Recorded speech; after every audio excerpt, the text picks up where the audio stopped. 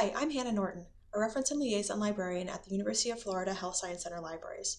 This video discusses citing your sources properly while you're writing and avoiding plagiarism.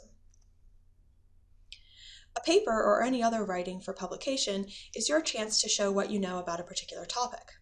This allows you to highlight important information you found, add your own ideas or findings, and synthesize it all into a comprehensive argument. Unfortunately, plagiarism is something many people still struggle with.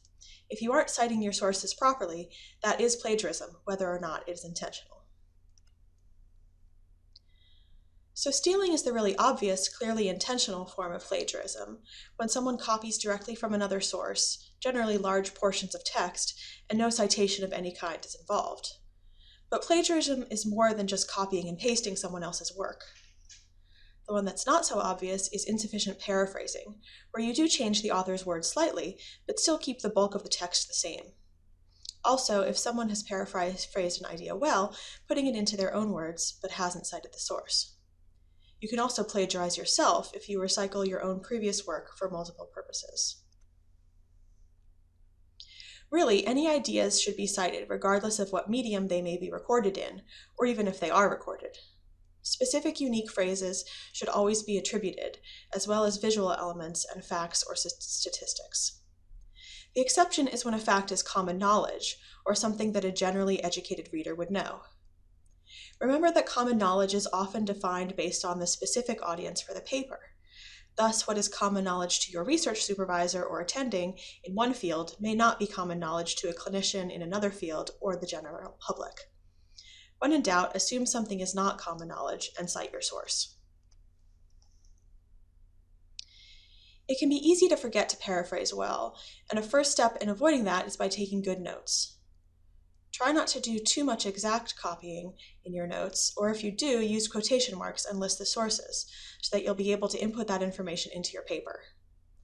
The better you understand a particular article or section of a document you're planning to cite, the better able you'll be to write about it in your own words, so it may be worthwhile to reread relevant sections. Again, don't just replace a few words or rearrange parts of the sentence to paraphrase, and if you are using a unique phrase, make it a direct quotation. There isn't a rule of thumb for how much of someone else's work can be paraphrased or quoted. And of course, cite your sources when you're paraphrasing, as specifically as you can. Here's an example of a poorly paraphrased excerpt.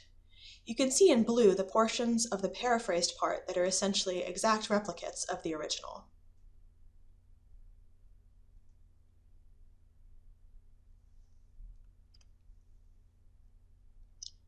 And here's a better example of how to paraphrase.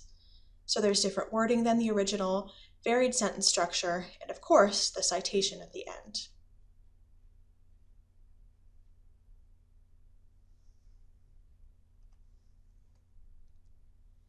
So assuming you have a handle on when to cite and how to paraphrase appropriately, the mechanics of how to put your citations into your paper are made much easier with the use of citation management software.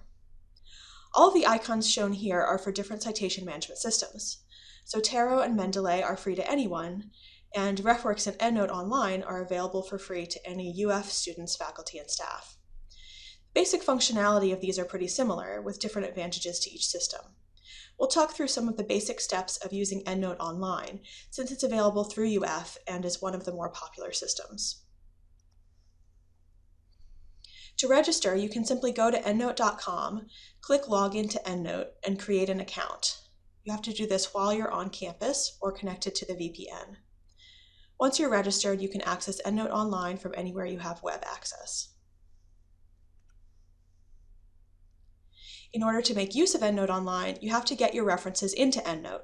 You can do this from literature databases and other information sources. To import references from PubMed into EndNote Online, you first select articles from your list of results, using checkboxes to the left of each article. There's a link at the top of the page that says Send To, and from there you'll select File and change the format to Medline. Once you've saved this file to your computer, you can go back into EndNote Online and import the file from the Collect tab. By default, the file name will be PubMed_result. You'll need to be sure the import option selected is PubMed NLM. In Web of Science, it's even easier. Again, you can select articles from your list of results using checkboxes, and then look for the link at the top that says Save to EndNote Online. You can choose any of the record content options. All of these provide enough information to create a citation. And then the citations will be automatically imported into EndNote Online. If you have EndNote Online open in another window, you will need to reload the page to see these additions.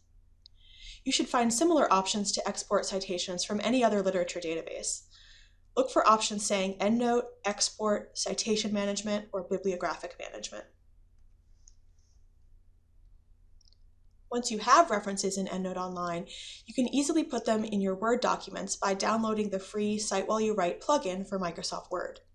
You can find it in EndNote Online under the Format or Download tabs. Once this is installed, it shows up as a tab or ribbon in your Word document. From there, you can use the button on the left to insert citations anywhere in your document. This also creates a bibliography at the bottom of your document. You can also change the citation style at any time, so you don't have to worry about renumbering citations or knowing what needs to be italicized or where the periods go. For help, check out the UF Writing Studio. This is a free service for UF faculty and students. In addition to providing one-on-one consultations, they also have a number of workshops, including several specific to medical and scientific writing. For more information specifically on avoiding plagiarism, the Purdue Online Writing Lab, or OWL, is a great resource. We've also included a link to some games on avoiding plagiarism created at UF. And finally, EndNote maintains helpful information on their frequently asked questions page. As always, please feel free to contact the library if you have any questions, either using our general contact information or by getting in touch with your liaison librarian directly, listed by class on our liaisons page. For more materials on information resources of all varieties, see our guide, UF Information Resources for Medical Students.